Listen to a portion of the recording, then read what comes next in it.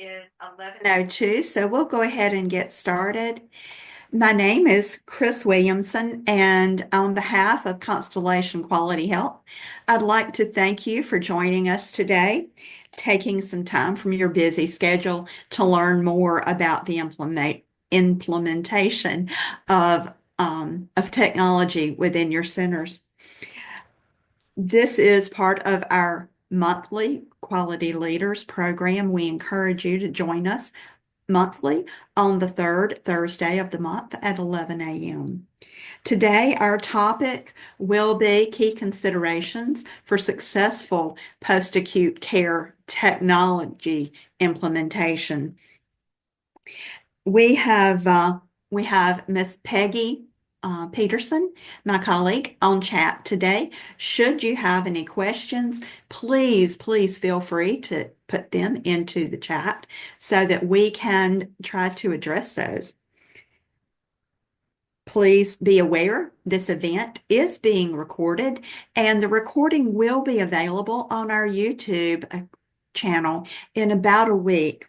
You will, at the end of this program, be receiving resources, the slides, and an evaluation that we would certainly appreciate your completion so that we may better provide our services. You could help us improve. So today I'm going to be introducing our speakers. We will have about 10 minutes each for Marcelo Fada, who is an entrepreneur in specializing in contactless patient monitoring at 12 Evolve. He is a technology specialist, remote patient monitoring, and advanced technological solutions with focus on delivering high quality care, reliable services, and meeting the diverse needs of clients. We will have Dr. Monika Virk, a seasoned healthcare professional with extensive experience in home care and healthcare management. Dr. Virk has accumulated valuable experience in home care, where she's developed expertise in patient care, communication, and problem solving. This has allowed her to work with providers in development of clinical programs and gain insight in the complexities of home care services. We will have a video from Christy Dunn, an attorney who works with Moore and Young, and she has concentrated her practice on civil litigation, insurance law, and employment law. She has worked with insurance companies and covers litigation, advises them in first-party and third-party coverage matters. This allows her to provide us a distinct understanding of how there may be risk and benefits that are brought to us by technology and how to avoid any pitfalls through your implementation. So, as I said, our first speaker, Miss Dunn, will be joining us via a video presentation. She is unable to be here personally, and so I'm going to get that video going, and we thank you for your time.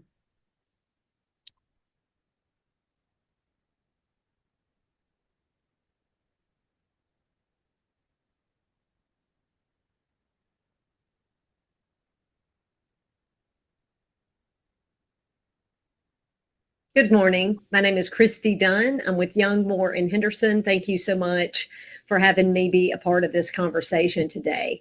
Let me just say that I'm not an expert on generative artificial intelligence, but I have been very interested in it and have been following it, learning as much as I can, primarily so that we can advise our clients on how to mitigate the legal risks of the use of AI.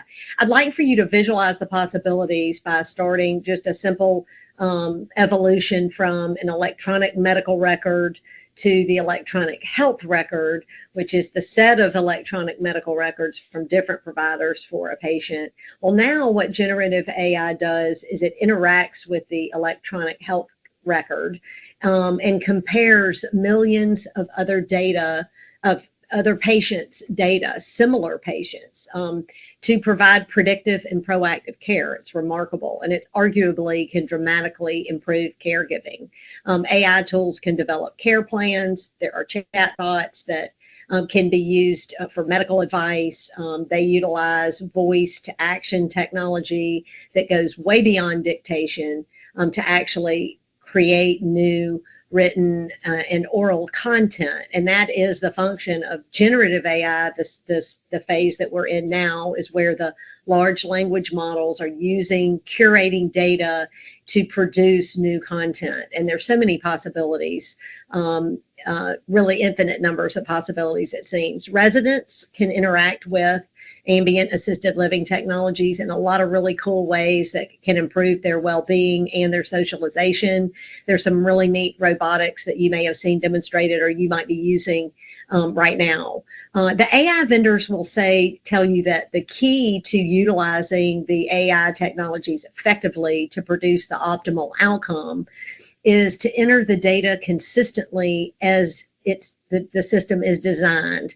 And that sounds very simple, but it places an awesome responsibility on the healthcare provider to understand how the technology works, to be trained on it, to train your employees on how to properly use it and interact with it in that way that is going to ensure the optimal outcome. And just to understand the limitations of the artificial intelligence tool itself, and to understand the legal risks and ethical risks and try to learn how to mitigate those. And that's what I want to focus on. First, before you utilize any generative AI tool, facilities should consider whether the tool adheres to your internal data security and confidentiality standards. Should also consider privacy and copyright protection. One interesting question is the data that's the new data or content that's created by the generative AI, who does that belong to? Whose intellectual property is it? Whose information is it? Those are questions that I don't believe are yet answered, but just being aware of the risks of copyright violations and trying to protect information is uber important in this context.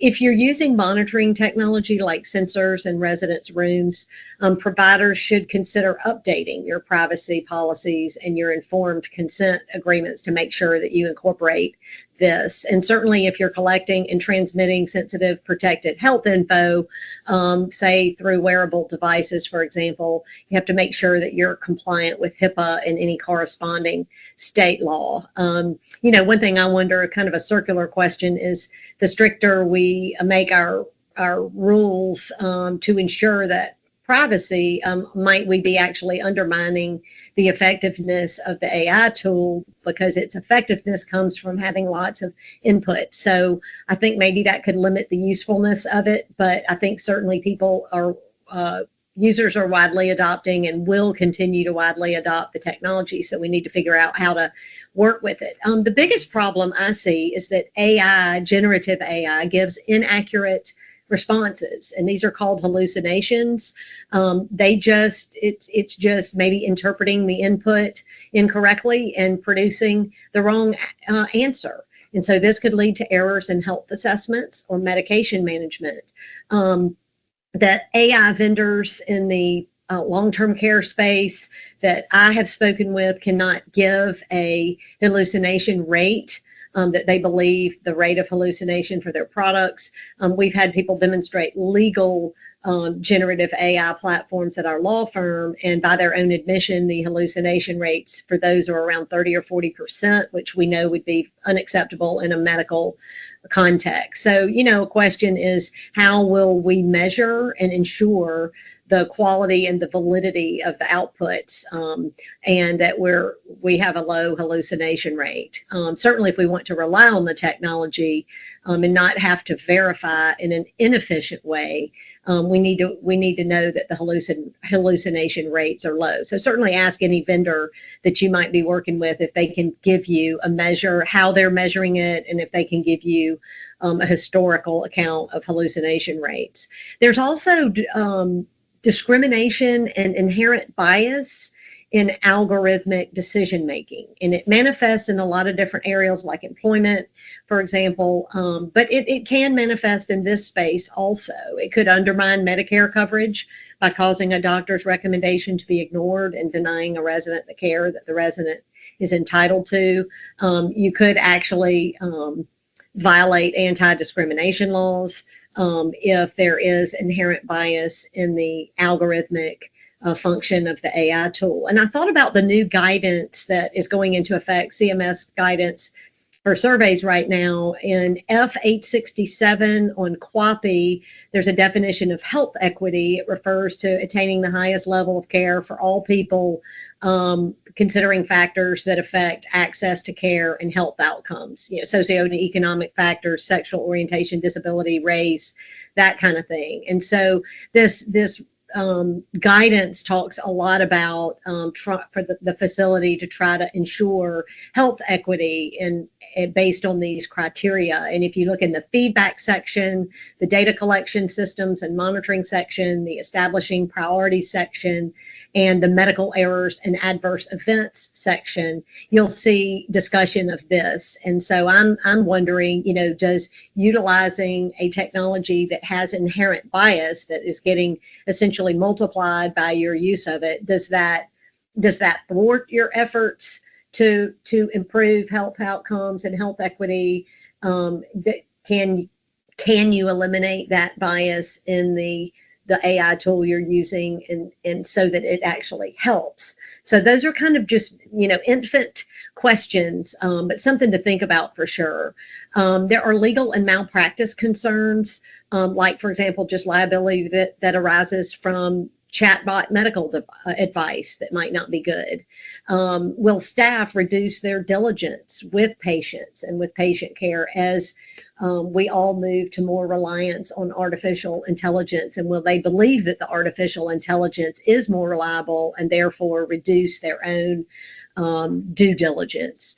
How will, something I ask is, how will artificial intelligence affect the standard of care? So, for example, in a medical malpractice action, the South Carolina MedMal statute says that medical malpractice means doing that which the reasonably prudent healthcare provider or institution would not do, or not doing that which the reasonably prudent healthcare provider or institution would do in the same or similar circumstances.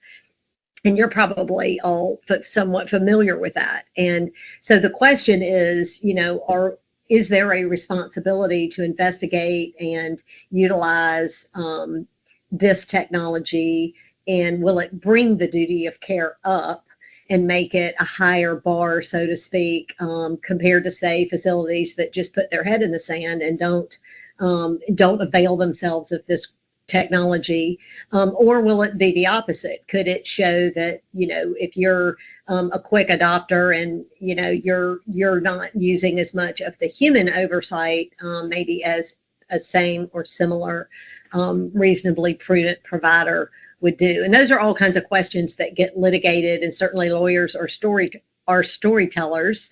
But there's also the jury perception. How will a jury perceive increased use of artificial intelligence? Will it see that as more due diligence by the facility? Will it play into the plaintiff's bar's theme that they say that long-term care facilities just care about the bottom line and they don't care about patient quality of patient care? And so, one question would just be, how will the use of AI, be perceived by juries?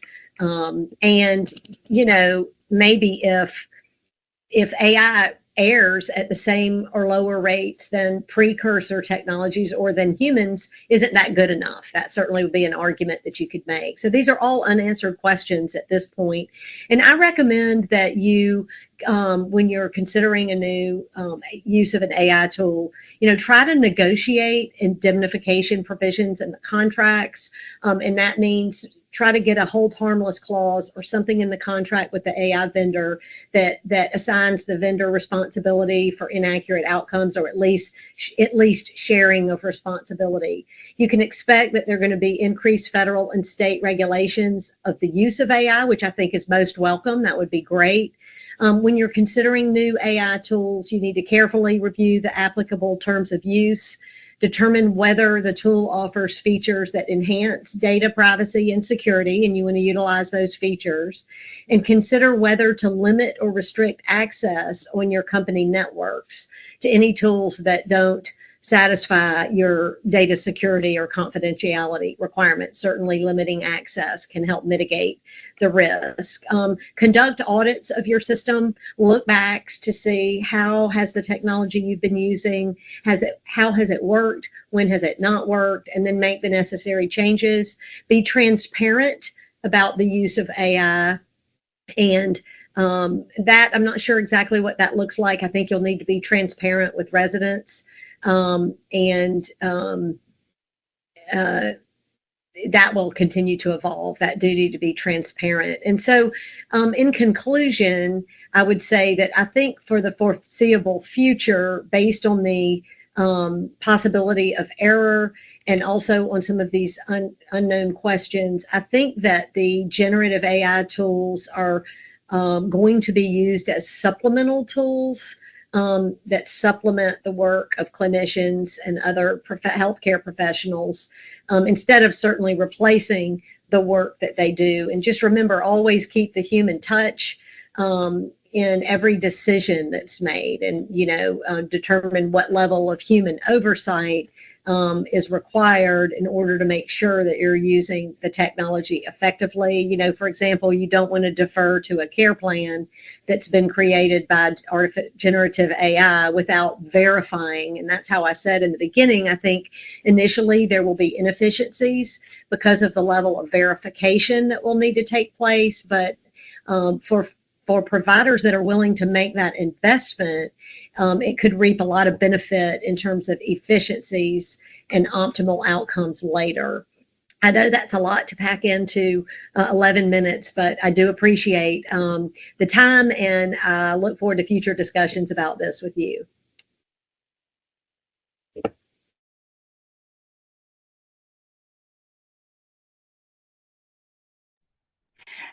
Christy was able to give us quite a bit of insight as to how there may be challenges that you can address with your implementation. We are going to speak next with Marcelo Fada.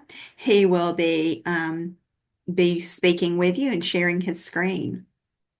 Hi, good morning, everybody. Thanks for joining. I will be sharing a presentation. So give me a second, please.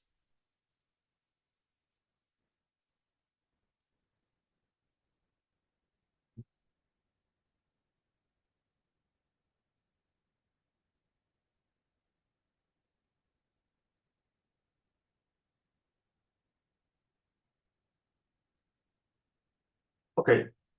Let me know if you all are able to see the screen. Great. Yes. Thank you.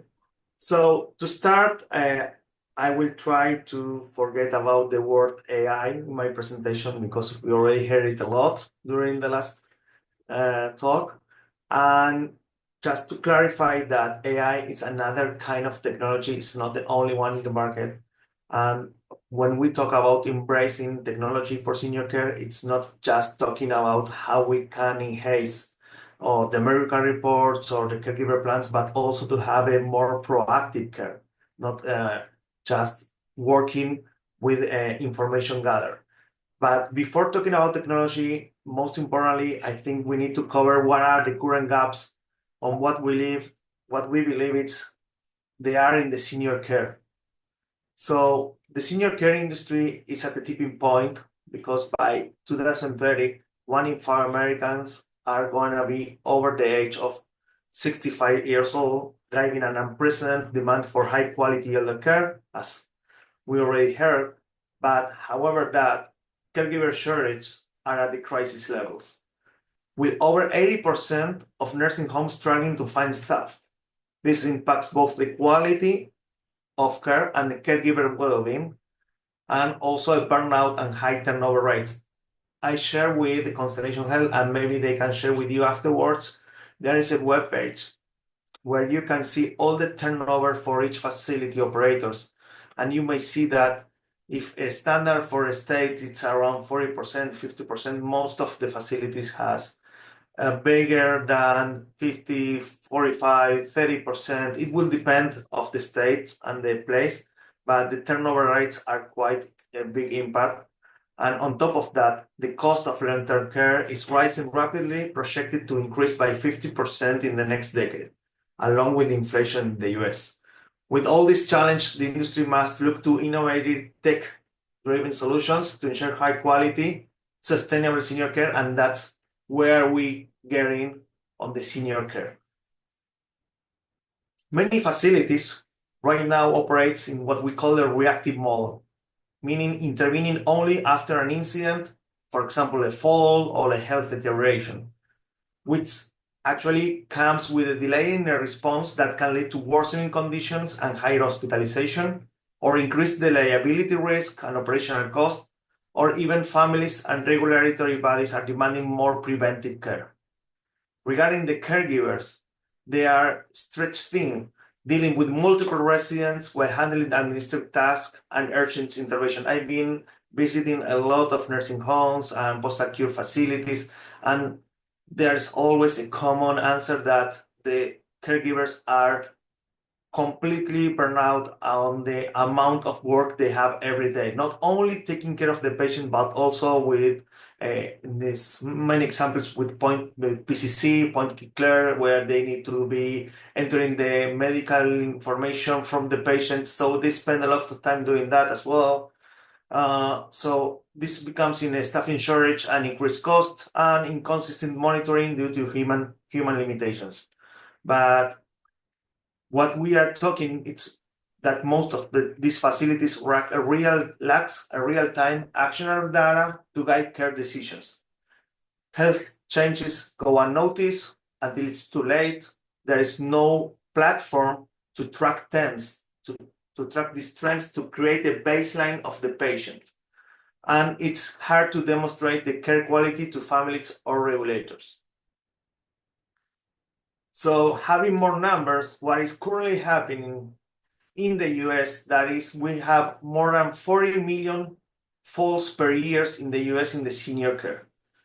37% of these falls requires a medical treatment. And what happens when we don't have a faster immediate response?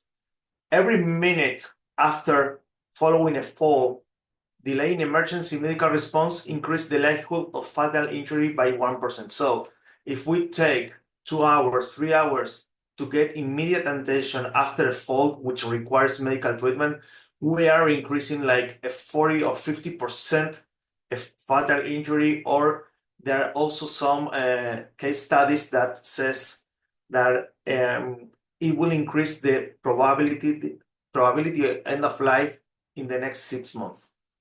Of course, it will depend the kind of the fall, okay? Regarding the readmissions, 1 in 5 patients discharged from a hospital is readmitted between 30 days. And this 20% readmissions rate is a major issue in the healthcare, leading to higher costs for post-acute facilities, poor patient outcomes, and increased health risk, and potential financial penalties under the CMS regulations. Now, yes, we are able to talk about the technology and what is the rise of smart technology, transforming senior care with AI and contactless remote monitoring. Before talking about what are we able to do, I want just make an emphasis on the AI AI for the solutions we are providing is how we manage the flow of information we get from the devices. It means that we are able to create a machine learning, to create baselines, to create probability of bed exit, probability of falling. So that is the algorithm that the manufacturers and the vendors create to create this baseline based on the information they gather along the use of their devices. So this machine learning detects patterns and predicts health risks before they happen.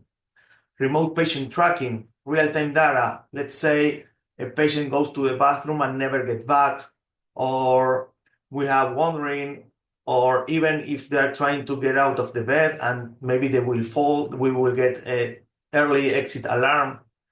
And more importantly, with this information, we are providing the facilities, the caregivers and the operators make informed decisions based on continuous health insights.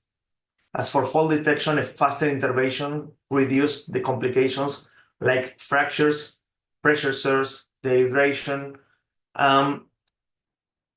This technology and this solution often comes with a lot of questions. I have gathered some of those questions that I will be really happy to answer once we finish all the presentations in the Q&A section. And if not, we can answer over email. There is no problem. But these are the most important questions that I have every time I visit an operator. It is expensive to have this solution. How much it's worth? Which cost can be reduced? If I hire you, what cost can be reduced? Will increase the caregiver work? It is better not to know what happened because I am doing what the CMS is asking me to do. Do I need to do more or not? And the caregivers, as we talk, they are burnout, and if they are start looking at a dashboard or giving a fatigue alert, they don't have time to work with that. So that is another question that we often receive. But to understand what does it mean to have technology in your facility? And what can it do? Continuous monitoring, which is what we are providing and we are trying to promote with the technology, enables early detections of health issues. It means prompt interventions that prevent conditions for worsening and reducing readmissions. Also, having a passive continuous monitoring solution allow us to see and diagnose issues like sleep apnea or arrhythmias, and it will allow the facility and the operator to increase their revenue computing some new CPT codes that they never did before because they didn't know that the patient has either arrhythmia or apnea. Moreover, we can reduce the staff burden of the caregiver because we are able to read. When we say we are able to read, is to get the measure of the heart rate and the respiration rate or respiratory rate as 5,000 data points, means 5,000 measurements per day per patient. Meaning, if we think that the caregiver give us around, if they are with 10 monitoring patients and they have rounds, we are saving them 5 hours a day for the facility, which they can use for other issues or even being with the patients. How we do that? We provide different uses of devices and technology, from vitals monitoring, for fall detections, for sleep analysis, even activity tracking. Let's say if you want to have a record, complete record, which they are using in Europe, they want to have a complete record of how many drinks they drank, if they changed their diapers, or if they got a shower, or if they have a walk. We have solutions in the technology that helps the caregiver not to be forgetting about stuff, just being with the patient, which is what we all want. Which are the key benefits of using this technology? Detects early signs of health decline, high-risk residents identify them, improve staff efficiency, immediate alert, meaning faster intervention, enhanced recovery monitoring, and real-time tracking. When we start talking, we talk about the contactless and radar technology. What does it mean? Because I heard that, okay, how about the data security? How about the HIPAA compliance? So what the technology, the radar technology offers is having no wearables, 24/7 service, no cameras, 100% privacy, meaning having no cameras and radar technology, it's only allowed to see forms and not people. I mean, we cannot see the name, we cannot see the information unless we integrate with the electronic health record that the facility has it, and promote peace of mind for both the facility and the family. The CMS standpoint here is that currently they have a reimbursement from, example, Medicare for remote patient monitoring, where you could have the reimbursement if you get a diagnosis from the patient that needs to be evaluated from remote patient monitoring. But more importantly, besides having these CPT codes where you could get a reimbursement, there is a value-based purchasing and quality incentives from CMS that penalize facilities with high readmission rates and rewards those that improve outcomes through proactive care strategies. And the technology is one of them. They also encourage early detection of health deterioration to prevent hospital admissions. And CMS encourage early detections of health deterioration to prevent, hospital admissions, which I already told. So, finalizing, shape the future of senior care with AI-powered solutions.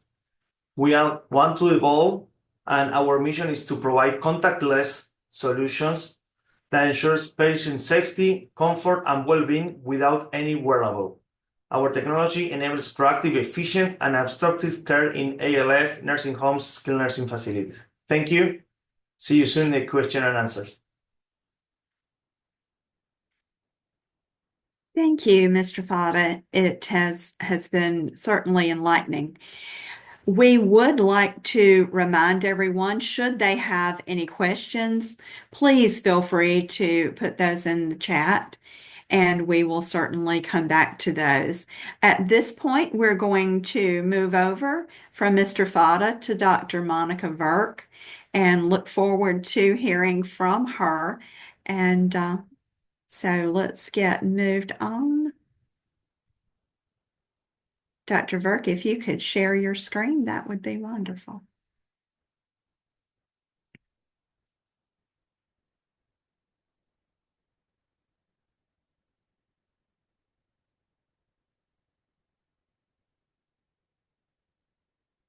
Mr. Fada, can you stop sharing?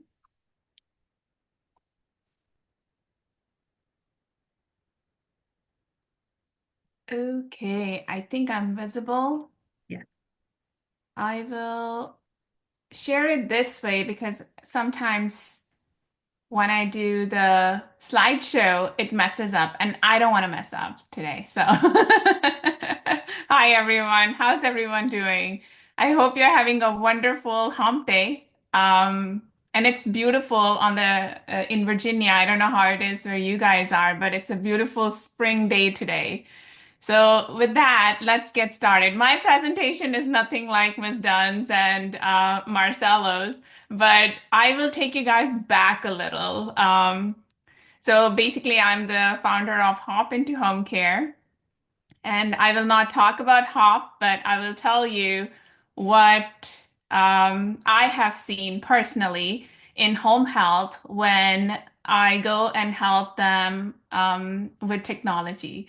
And we'll talk about technology later, but let's go back to the basics. So basically, whenever you are thinking about technology, it can be AI, it can be anything. It can be something as simple that is not even AI. Maybe it's some sort of a solution that is, maybe a new glucometer, maybe a new way of weighing your patients, maybe a new weigh scale. Whatever it is that you are implementing in your facility, the buy-in from your frontline clinicians and your frontline workers is very, very important. And I want to focus on that today. A lot of times these days, we see shiny objects and we want the shiny object for our facility. We want to go and grab that shiny object and say, and bring it back to our facility, especially as leaders. Because a lot of times, people like me who have created these shiny objects, we go to your leadership and we say, hey, look, I have a shiny object and it will be perfect for your facility, it'll be perfect for your agency. But it's the job of the leader and it's the job of the facility operators to understand how does this solve the problems we have. So before we talk about implementation of any of this technology, let's go back to basic. Let's go back to what problem are we trying to solve in our facility? Involve the staff. I'm going to go to this slide first. So this is a problem solving template that I've used for over 10 years, and it has proven very, very valuable. So let's start with a tool. This is called an A3. So let's suppose your leader comes to you and they say, hey, Monika, we came across this technology and we think this technology will be perfect for our facility. The first question we ask is, what problem is this technology going to solve for us? The first is your problem statement. If you already have a problem statement, if you already have worked this out and the technology fits into the action plan, that's perfect. But if you have not, let's look at the problem statement. Do we even have that problem? So let's suppose the problem statement is we have too many readmissions.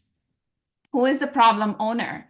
Is it the facility operator? Is it the quality team? Is it the operations team? Who are the people involved? And then look at the supporting data, okay? Data is very important because it's going to factor in your KPIs. So your data needs to be specific to the problem you're solving. If readmission is your problem, then what is your current data? Which diagnoses are more likely to be readmitted? In how many days? In how many hours do they get readmitted? What is the usual cause? Is it related to the primary diagnosis of admission, or is it related to the secondary diagnosis, or is this a new diagnosis that we discover and then we have to readmit them? Think about all of the supporting data and then validate your statement. Is it really a valid statement? If it is, great, move on and create a target. Let's suppose your readmission, like Marcelo said, average is 20%. Let's suppose yours is 20%. By how much do you want to reduce it by? Do you want to reduce it by 5% and make it 15%? Do you want to reduce it by 50% and make it 10%. So be very specific in your goals. By how much, and by when? First quarter, second quarter, within 6 months, by this date, be very specific. And then your corrective action plan, this is where technology could come in, okay? So I'm not saying technology is always the answer, but if it is technology, it comes much later. It comes in the action plan. And in this whole time, if this is a real problem you're solving, you have involved the front line. You have already engaged them. They're part of your problem-solving team. And now when it comes to technology, the technology becomes part of the solution and not the technology then you find a problem and then you turn it into a solution. No, your problem is the first. your agencies, your facilities problem is the main reason the technology comes in. Okay, so let's flip that. I know there are a lot of shiny objects out there these days, and we want all of them, and we want to implement them all, but that's not how it should work. Start with the problem statement. And then follow-up verification is where your KPI comes in. So we'll talk about those. I think there's some Q&A where we can talk more deeply about this stuff. Training as a cornerstone. I am an educator. I love training. I'm a physician, and training is something I'm very, very passionate about. Even the product I have built, it's a training product. So this is how much I care about training and education. And when you know something very well, you can teach it very simply. So if technology is the solution, is the action plan, if you have a real problem you're trying to solve, you have a real team trying to solve this problem, coming together and trying to solve this problem, you have real data, then technology becomes the education becomes easier for the technology. Adoption becomes easier for the technology. You have a real reason for the technology in your facility. So it all starts with the problem statement. So effective training can transform new technology from an intimidating disruption into a valuable daily tool. So basically, that barrier that a lot of us in healthcare face, we do not inherently love technology. We have two left feet when it comes with doing the tango with technology. We are very much, if we could go back to paper. I know I would, even though I love technology. Things were simpler at that time. Things are much simpler, but we do not live in the simple world anymore. Now we have AI. And AI complicates things, but it doesn't have to complicate things if it's solving your real problem. If you have a real problem and you're solving a real problem, technology and educating on that technology and overcoming barrier is very easy. Your frontline staff will get it. You will not have to sell it to them. They will have already bought it. By designing role-specific training sessions. So let's suppose you're trying to reduce readmissions and you have a new technology that will help you do that. The nurse is going to have a completely different role than the LPN. The LPN is going to have a completely different role than the CNA. The PT is going to have a different role. OT is going to have a different role. They are going to have different engagements with this technology. So you need to, your preceptors, your management, they are all going to interact with this technology from a different perspective. Your education and your training needs to be specific to the role that these clinicians and frontline users are going to interact with the technology. So your education needs to be specific to the role. And who has a squirrel brain? I know I do. I mean, social media has I have a hand up. Yes. Social media has completely ruined us. We do not have the mindset to sit there for 2 hours and listen to somebody tell us what they need out of this. Like, we don't have that time. I don't even have, I know I have 10 minutes right now, and I'm talking like an auctioneer because I want to tell you that we don't have time for all of this. We have 10 minutes. If we have 10 minutes. Now, attention span is less than 10 minutes. What we need to do is we need to, when we do these education, your orientation is structured. I'm not saying change your orientation style, but when you do continuous education, make it 10 minutes or less. Have something that is going to grab their attention, make it sensational, grab their attention, tell them what they need to know, and then move on, let them go. Okay, then bring them back another week, maybe a week later, and then tie it back. Say, hey, Monika, do you remember we talked about this? Yes, this is a quick summary of that. And now let me tie something new to it. Again, 10 minutes. So drip it.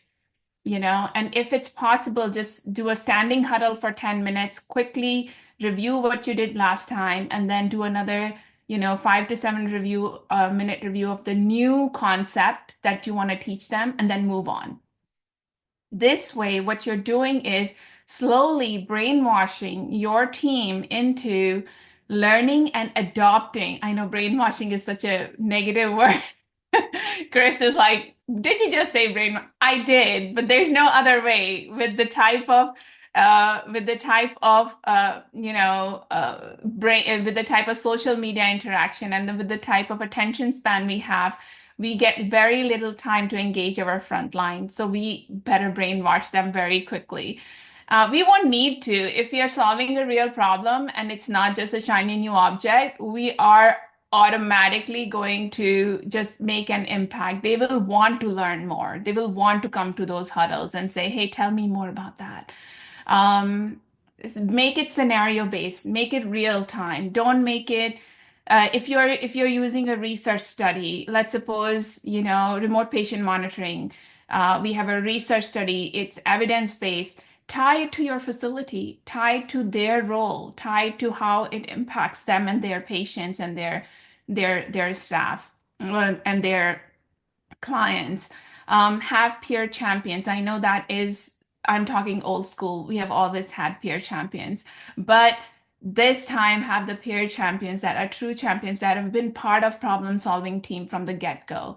Again, like I said, continuous education. And then if you have high turnover in your facility, make sure that the education and training is part of your orientation and you have a structured orientation. Unless you have a structured orientation, this retention stuff is not going to get fixed. You will need structured orientation. You will need to make technology part of your education, because when they come in, then expectation is set. You're not, trying to get them to adopt technology. It's already part of their role if it's part of your orientation. Measuring long-term wins. So the new technology, when it blends into the background, when it is not even a thing you talk about, but the thing you talk about is the improvements. The thing you talk about is, oh my God, we have just reduced readmission by 50%.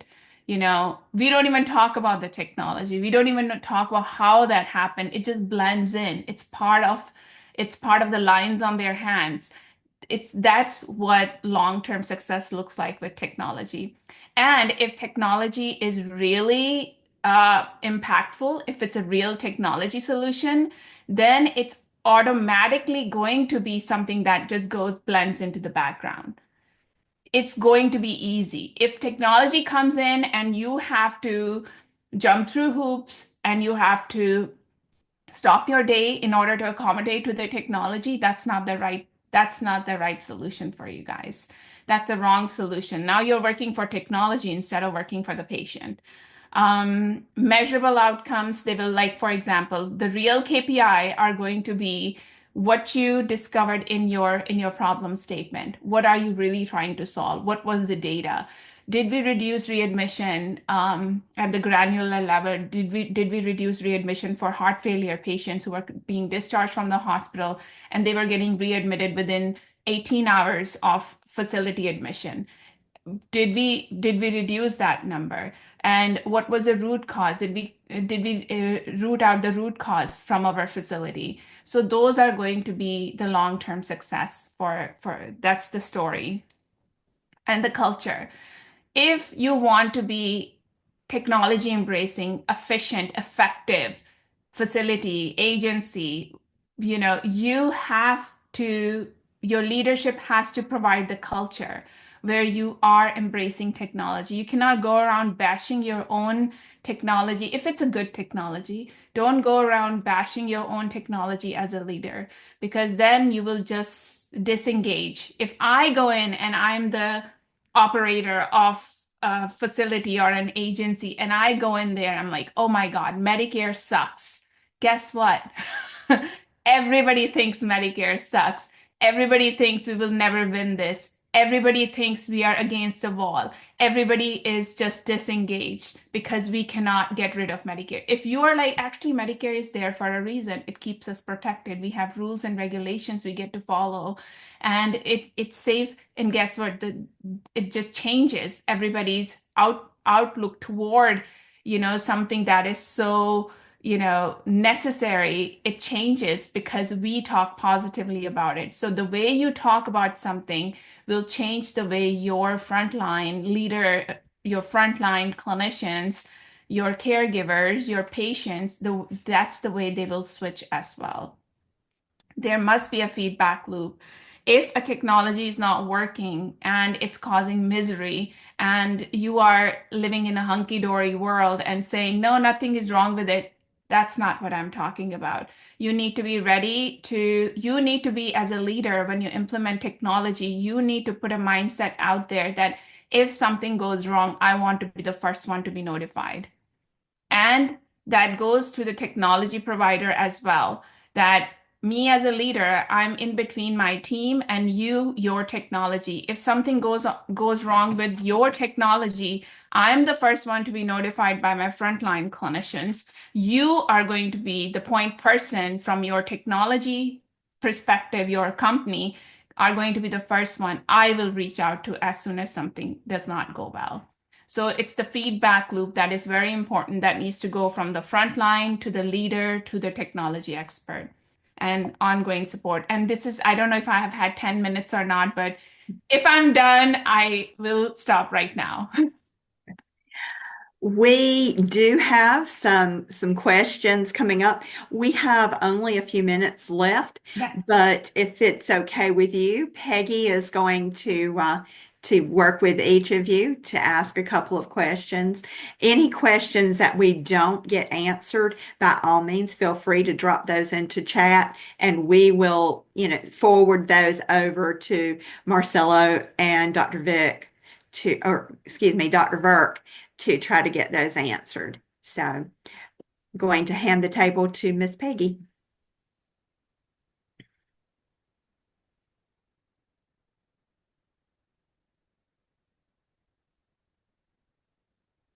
Hey, you're muted. Peggy, you're muted.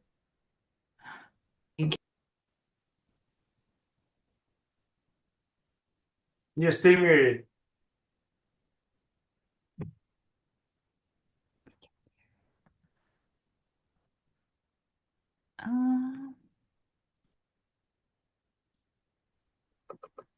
Now we can hear you. Okay, yeah, okay. I'm so sorry. I didn't. Okay, thank you to our wonderful speakers. We have a couple questions for them, and we also have a couple questions for our groups. And for our audience, if you have questions, please feel free to drop them in the chat, and we will ask the questions of the group. So I'm going to start with, Marcelo. What factors should be considered when selecting a new technology solution? What are some of the things that should be evaluated there? Thank you for the question. Actually, I think Monika already answered that when she was speaking. Okay. The most important thing it's when choosing technology, it's to balance the resident needs, the staff workload, the compliance, the financial viability. So that is the important. It's what we are doing with this technology that can help solving problems, real problems. I have facilities telling me we have a big issue with the falls because most of our patients try to have a normal life and not being constantly monitored, so we don't want to bother them in their apartments or in their rooms. Well, but they do have a liability there. So that is the problem when we start talking privacy for one side, taking care on the other side, and we need to find a balance there. So when choosing technology, it is the impact on the care, the outcomes, the liability, the reimbursement on the financial side of view. And another thing that we haven't mentioned, but it is in the mouth of everybody, is the behavioral health. I mean, when we talk about improving the life of the patients and how we can promote that with not invasive tools, and that is the technology we need to use. Okay, thank you for your answer there. And Dr. Virk, can you answer the question about what does long-term success look like for technology implementation in nursing home settings? So, like I said, long-term success is when the technology blends into the background and the problem you're solving, the solutions become the,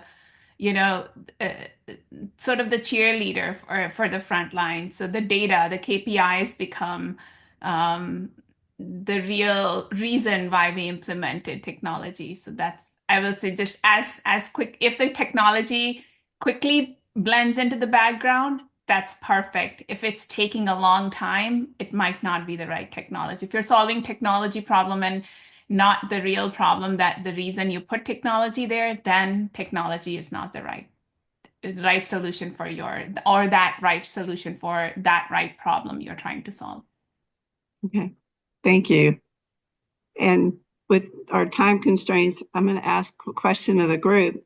Also, if you could implement one non-electronic health record technology with no budget constraints, what would it be? What are your thoughts with that?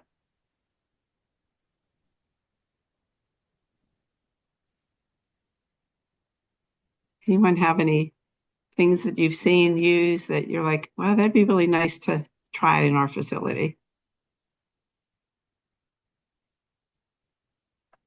Okay. I had seen in the past that there was a use of data analytics that, given all the patient's vital signs, current labs, history, that there was predictive analytics daily that could look, and I think it was really more for acute care, that they could say, this person is trending down, or this one's, they had like a middle yellow area where people were just kind of stable. Then they actually had a class of people that went into improvement, and then there was a class of people that were dangerous, so they looked like they're how the analytics played off of each other. It was cause for concern, and it kind of piqued the caregiver to pay a little more close attention to this subset of patients. And I can't remember their names, but I believe it was a pair of brothers whose parent had died. And they were big, computer geeks and data analytic geeks. And they kind of went back and did all of this research about how following some certain data analytics could really help kind of pre-signal and do some predictive analysis. So something like that, to answer your question, Peggy, I would love. But I did have a question for Marcelo, just real quickly. I'm fascinated with the idea of radar because I had seen another, like a fall prevention technique where they had it was a camera on a patient. They had assigned consent that they were okay to be monitored 24 hours. And they used fencing so that if they, I'm sure you're more aware of this than I ever would be, and you could explain it better, but this fencing technique would kind of alert someone who was a technician who was watching 24 screens or something of patients, and then would alert a caregiver, get in the room right now before they fall because they're outside of their fencing zone. But with this radar, and the fact that it's so it's not tied to you're saying you can't see visuals, you can't see people's faces, and if you couldn't even hide names and all that kind of thing. But can you is the technology easy for staff to adapt to understanding that technology, and to, what I mean? Like, do they see like little people, or like how does it work for the staff to interpret that technology? Okay, I can show you right now if you allow me. Let me give you a second. But I want just answer the first thing you were talking about. It is Right. what we call a daily report. The POBC, the probability of baseline change, it's Right. what the passive continuous monitoring does. It gives you, the caregiver, a complete set of information every day of the patient. So actually in order to mitigate the fatigue alerts, what we just put on the daily reports are the patients that needs to be being seen more than the other patients, okay? Because having that information, the daily report allows you that the caregiver focus on that patient. That's it. That is the first. The second one, let me show you really, really fast what you can see. Are you seeing me? Yes. Okay, now I am gonna move. And I'm moving around the office space, and you see, that is what the people and the caregiver see. That's it. It's completely privacy. There is no information. It's showing me that I'm moving, now I'm still. And if I am not going to fall just in this scenario, but trust me that if I fall, you will get an alarm, you will get an SMS, you will get a phone call, and they will have different escalation variations. But yes, it is the technology it's been working. And importantly is that it's like a smoke detector. The device itself, it's like having a smoke detector in the roof or in the bathroom or wherever.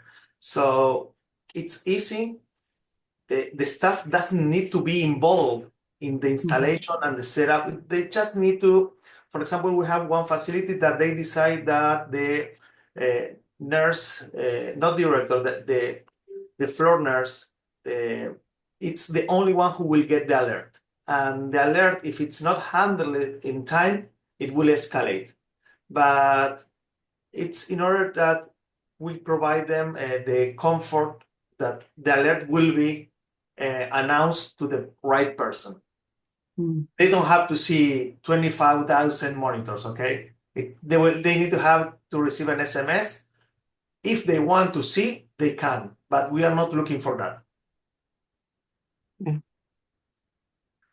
Okay. All right. Thank you, Marcelo. We appreciate your answer. And our time is up. And so please, if you have questions, feel free to email us and we will, get the answers to you. And I'm going to turn it over to Chris. And thank you, everybody. Again, thank you to our speakers. It has been certainly enlightening, excuse me. We certainly hope that those that are participating have gleaned some knowledge from what we've provided. Should you want to, this program will be uploaded to our YouTube page in about a week, and you'll be able to get that on demand as you need it.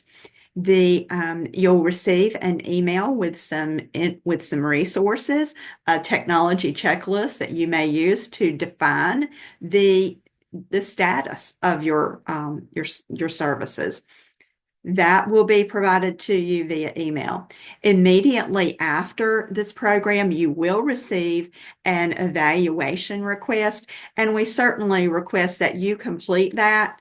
It allows us to see how to better improve our services we provide to you. And so that being said, I think that, as Peggy said, we are at a few minutes after the top of the hour. We appreciate your time and hope to see you next month at 11 a.m. on the third Thursday. Everyone have a wonderful afternoon.